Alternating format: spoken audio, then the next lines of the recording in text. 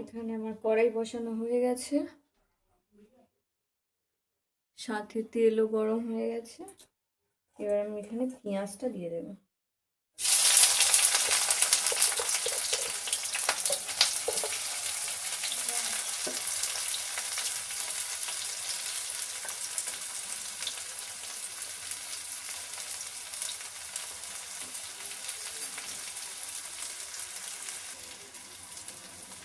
এখানে পেঁয়াজ আমি দিয়ে দিয়েছি, এবার ভালো করে ভেজে নিতে হবে পেঁয়াজটা। সাথে একটু লবণ দিয়ে দেবো যাতে তাড়াতাড়ি পেঁয়াজটা সিদ্ধ হয়ে যায়।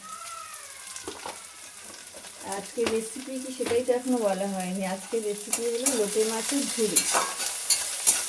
আমি আগে কখনো করিনি, প্রথমবার করবো, কেমন হয় দেখা যাক।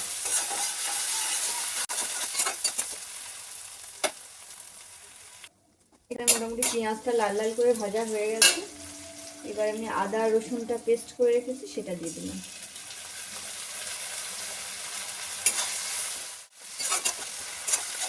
ভালো করে ভেজে নিতে হবে। তারপরে এখানে কেটে রাখা টমেটো আর এই কাঁচা লঙ্কাগুলো দিয়ে দেবো।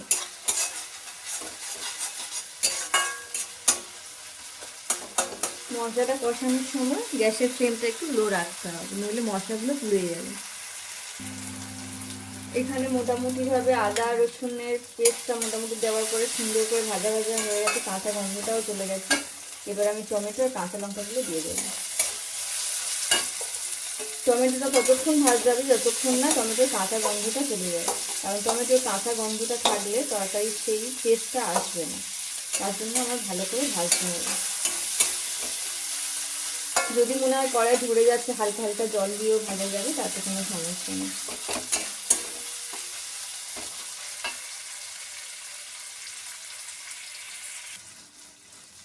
তো এখানে আমার মশলাগুলো মোটামুটিভাবে ভাজা হয়ে গেছে, টমেটোটা মোটামুটিভাবে সিদ্ধ হয়ে গেছে, গলে গলে গেছে।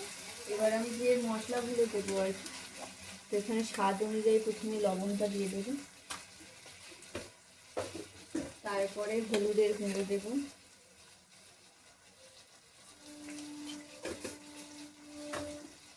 তারপরে একটু লঙ্কার গুঁড়ো দেবো কালারের জন্য। যেহেতু আমি কাঁচা লঙ্কা অনেকগুলো দিয়েছি, সেখানে এটা না দিলেও চলবে। আর এখানে আমি একটু ধনের গুঁড়ো দেবো, জিরের গুঁড়ো দেবো না। মোটামুটি শুকনো মশলা যেগুলো দেবার সেগুলো সমস্ত কিছু দেওয়া হয়ে গেছে। এবার এটাকে ভালো করে কষাতে হবে। শুকনো মশলাগুলো যখন পড়ে আর কি যে কোনো মশলার উপরে, তখন তার কালারটা পুরো চেঞ্জ হয়ে যায়, কি সুন্দর দেখতে। এবার মশলাটা ভালো করে কষিয়ে তারপরে মাছটা দেবো। তো এখানে আমার মশলা মোটামুটিভাবে কষানো কমপ্লিট হয়ে গেছে, মশলা দিয়ে তেলও ছেড়ে দিয়েছে। এবার আমি মাছটা দিয়ে দেবো।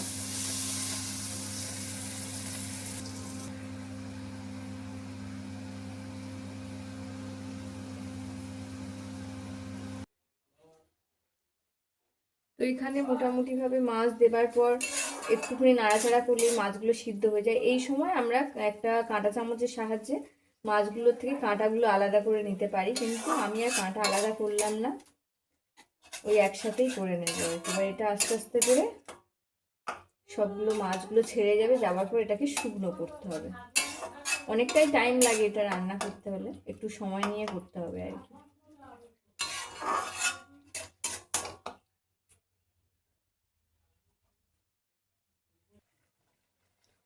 সেই পুরো গোটা গোটা মাছগুলো সমস্ত সিদ্ধ হয়ে এরকম ছেড়ে গিয়ে এখন দেখতে হয়েছে। এখন দেখতে কেমন লাগছে, তবে যখন এটা পুরো কমপ্লিট হবে দেখতেও যেমন সুন্দর লাগবে, খেতেও তেমন সুন্দর লাগবে। আর এটা পুরো হাতে টাইম নিয়ে সময় ধরে রান্নাটা করতে হবে, কারণ বেশি জোরেও দেওয়া যাবে না, দিলে তলায় ধরে যাবে, আর পুড়ে গেলে খেতেও ভালো লাগবে না। তাই একটু সময় নিয়ে আস্তে আস্তে করে মিডিয়াম ফ্লেমে দিয়ে গ্যাসটা আস্তে আস্তে করে এটাকে রাঁধতে হবে।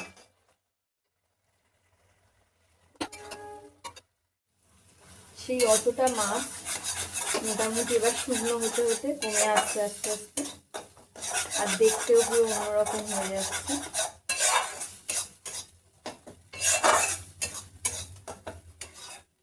আর রান্না হলো একটা আর্ট, সেটাকে কিরকমভাবে রান্না করবে তার উপরে নির্ভর। যে যেমন মশলা দেবে, সব আলাদা আলাদাই মশলা, সবাই সবার মতো করে দেয়, আমি আমার মতো করে দিলাম। দেখা যাক কেমন হয় খেতে। দেখে তো খুব সুন্দর লাগছে,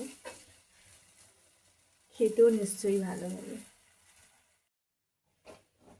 এটা শুকনো হতে হতে আর কালার চেঞ্জ হতে হতে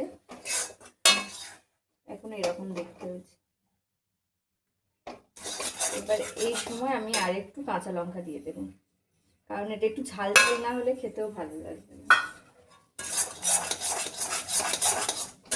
আর একটু সুন্দর কালার আসবে খেতে, তার জন্য আমার আর একটু নাড়াচাড়া করতে হবে। এবারে টেস্ট করে দেখে নিতে হবে স্বাদ অনুযায়ী লবণ লঙ্কা এগুলো সব ঠিকঠাক আছে কিনা, সেটা স্বাদ অনুযায়ী যে যা মতো সেটা দিয়ে দিতে হবে। আর এটা আরেকটু নাড়াচাড়া করে আরেকটু শুকনো শুকনো করবো। এখানে মোটামুটি মাছের যে নিজস্ব যে জলটা ছিল আর মশলার যে জলটা ছিল সমস্তটাই শুকিয়ে গেছে, গিয়ে একদম পুরো মানে পুরো শুকনো শুকনো হয়ে গেছে। এবার এই অবস্থাতে আমার যে জিনিসটা লাস্ট দেবার আছে সেটা হলো ধনিয়া পাতা। একটুখানি ধনে পাতা দিয়ে দিলাম, আর সাথে যেটা দেবো গরম মশলা। এখানে গরম মশলা একটু দিয়ে দিলাম, দিয়ে নাড়াচাড়া করে নামিয়ে নিলেই হয়ে গেল আমাদের লোটে মাছের ঝুড়ি ভাজা। তো আমার রান্নাটা কার কেমন লাগলো অবশ্যই কমেন্টের মাধ্যমে জানিও, আর ভালো লাগলে অবশ্যই একটা সাবস্ক্রাইব করে দিও। আর দেখা হচ্ছে পরের কোনো রেসিপি নিয়ে, আবার নতুন কোনো ভিডিও নিয়ে দেখা হচ্ছে। তো দেখে তো খুবই সুন্দর লাগছে, খেতেও নিশ্চয়ই খুব সুন্দর হবে। আর আমি তো এক্ষুনি টেস্ট করে দেখব। টাটা আজকেকার জন্য।